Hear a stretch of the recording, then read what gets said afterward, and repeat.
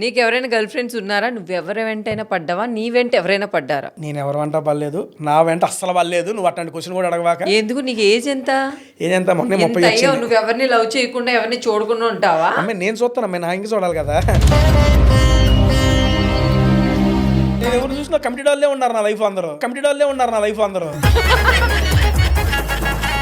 శోభా శెట్టి అయితే ఆల్మోస్ట్ వా ఎప్పుడు వస్తారు వీళ్ళిద్దరు పెళ్లి చేసుకుంటారు అనుకున్నారయ్యా మీరు చేసిన దానికి.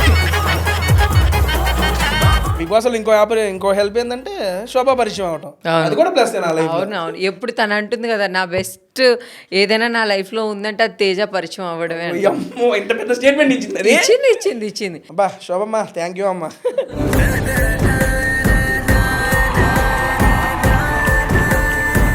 తన గురించి ఒక మాటలో చెప్పాలంటే ఏం చెప్తావు శోభా గురించి? అదే చెప్తాను, బిగ్ బాస్ వల్ల నీకు ఇంకోటి ఏంటంటే పర్సనల్ గా ప్రొఫెషనల్ గా కన్నా శోభా లాంటి అమ్మాయి పరిచయం అయింది నాకు. చాలా అంటే ఫ్రెండ్షిప్ కి అసలైన వాల్యూ నాకు శోభా ఫ్రెండ్షిప్ ద్వారా తెలిసింది. ఎందుకంటే బిగ్ బాస్ లో మనం కలిసి 24 hours ట్రావెల్ అవుతూ ఒకరితో జర్నీ చేసాం కదా, మనలోని ప్లస్ మైనస్ ఎవ్రీథింగ్ తెలిసి మనతోనే ఉండి కంటిన్యూ అవుతున్నారు అంటే మనల్ని యాక్సెప్ట్ చేశారు యాజ్ ఎ ఫ్రెండ్గా వాళ్ళు. శోభా వల్ల ఒక ఫ్రెండ్షిప్ బాండ్కి నాకు పర్ఫెక్ట్ ఎగ్జాంపుల్ అంటే శోభ.